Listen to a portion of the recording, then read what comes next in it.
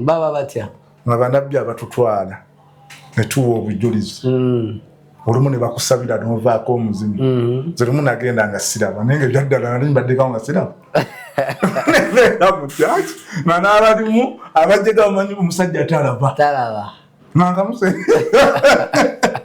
nabbi n'asabira nendabaamu sono mukadde kati nanga mwana wange mwe mukikola mutya nga tusabidde wano omusajja tatusongako kati nebyobufuzi abeegabidde gundi oyo yeegabidde ebirabo webiri mulimu be baagala nebayo abanoonya obuganzi kati nandalabe bannabbi sebo twakikubira dda ambasada wetwagenda ku bannabbi nze lumu naliko kyaki katugireke naliko mu kyaki nga ffe baseza abali abantu sitole y'omusajja asomba nga basezi twagiraba nagira tomujjukira nali omu ku basezi nga ffe tuli emirambo kati senga wange lumu tuddayo awo mu basezi batuleesa abasezi abayitirivu ndina ekisambi ky'embuzi tukivuzizavuziza oyinza olowooza nti kisambi kya muntu kyakaana akatusenga ngamba mwana wange bulijjo oli musezi ekitambo wakijjawa kate tukiraba naye mukama katonda oba katonda ali nsonyiwa nga nina ebibi twalimba abantu nti tuli basezi nga siseranga nako kati be bantu abamu be tulimu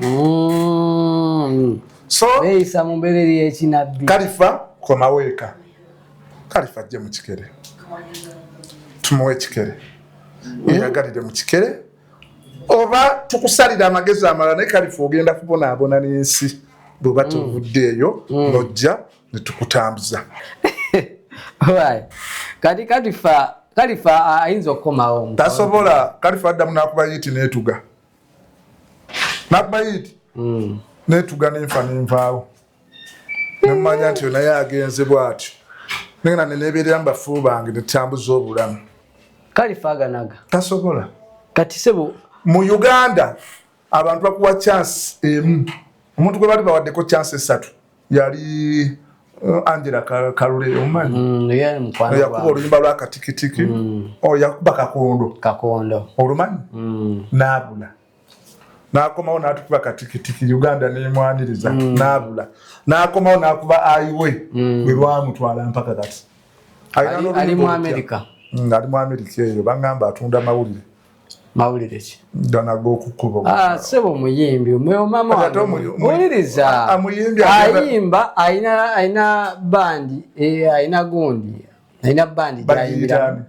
kangi iziti kangi bandi Jekaki ogamba jekaki nedda kangi bandi yani gwe Kalule mumanyi tweddira gumu nange mama wange kati atenze mbako jja osala amagezi kati Angela ali mu America ayiriba ali mu kusoma abadde ine emyaka 5 osoma nedda ensi z'abazungu zangu y'ebintu uliriza ekimanyi nsomera emyezi gyange 2 nenfuna certificate yange nenfuna omulimu egenda kuyamba ki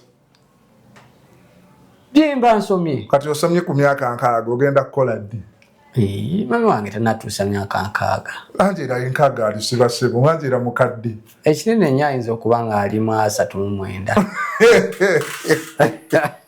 39 galimba spice galimba spice bali mu 39 spice dana si omuyita wakakati spice jojuzi akamala okuweza birthday nga ali mu 2 kati birthday wale mabega ali 18 birthday teziba na makulu era osobola sanga ne gundi bule mukabya nga celebrating ya 3 era abantu babira nga bajjudde kati spice bali mu 39 abayingirana abo Angela bali mu 6 Angela ali mu America byogera ke bya bandi atero kola ne bachali bange muri George Mulindwa omumanyi walege ayimba lege waliyo mukwano gwange Kapalaga waliyo Alani kati batandikawo bandi awo yabana Uganda so bali bampito genda ne bagamba ngenda kubula bagamba tojja Baddamu okumpita ne bagati munjoga nammwe. Kyekindeta mu America. Omuntu wa wansi omulekeraani. Kati bali bategeka n'emizannyo. Era n'omuzannyo gwe nabawandikira. Gundi yagutendeka Charles Muvawala. Omanyi? Emuwulira. Yali vice president wa UNA ekisanja. Era kuba yajja wano yatulimba. Yatulimba. Mwali mwagala mutta. Bana Uganda temwagaliza. Takubikako luseke. Ate luli ludda wa. Omuntu gwe yali ayagala okuwa ssente yamusendera ababbi. Bagenda otuuka ku musajja omukuba emiggo musaba ku ssente nga talina. Agamba ebyaddala kyenina n'ebipapula bya Amerika. Tubapula bamusula bamuwamba n'omuwamba bamusaba ku ssente. Naye Muvawala. Gyali eyo mu Amerika waliyo UNA ey'omwaka ogujja. Era waliyo ne show ya Christmas tugendayo mu Amerika. Tubeereyoko. Tutambuze obulamu. Lwaki togenda mu Amerika eyo? Nze saagala kukola buddu. Tompita abamalira mu Bulaaya. Bwana abasajja baali balina ofiisi nga beeyagala. Nina akasajja akanjooga ennyo bakayita Selector William. Yanjooga.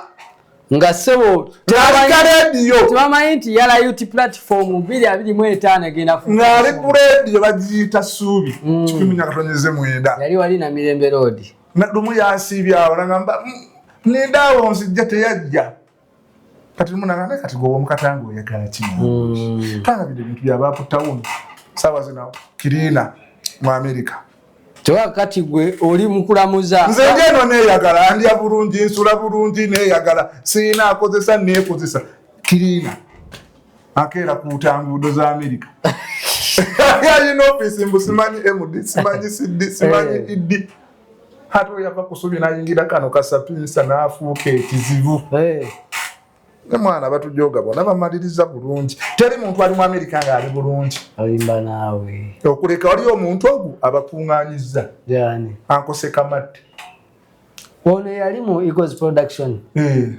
akyalimu akyalimu kozi be bafounder simanyi yali founder oba yaliko bangamba yaliko sita aliko misati yatulimba papa misati yatulimba mbwakoseka mate yaliko sita limba ki mu biseera biri yali star limba ki range sewayi naye atuulirako nawe amanyi kati internet yayangu sekamate ayinza okuba nga so yafuuka luyimba ki okunoonya ye Fred Sekamate ako Sekamate nkwagala nnyo bangi mukwano gwange oyo nno Sekamate mwa mutima mulungi wewe ye musajja akyasinza okwaniriza bana Uganda mu Amerika ye Grace Sekamate omulabi yalina oluyimba musajja yono yayimbako ne Gondi Sava Kalimu ngamba olulwe lwe yakubirako yiti nga bamisaki tebalina mala okunoonya wano Anko Sekamate nkutumiddeko mu Amerika webale kwaniriza bana Uganda buli abomba yabaaniriza ekyo tekisangika ye musajja yekka akikoze era akyakikola nyimba za Anko Sekamate zireke oluyimba lwalimu baluyita twakutegedde ate no yalinamu bubeezi bwa butono kino ono omusajja omukonjera kiva kuki luno no myaka ena jaku luyimba lwojja dumala musupu lwa myaka ena emabega tugawe yabeerera sita Anko Sekamate tuwulire taito y'oluyimba kijja dduulirako yakikubira Why?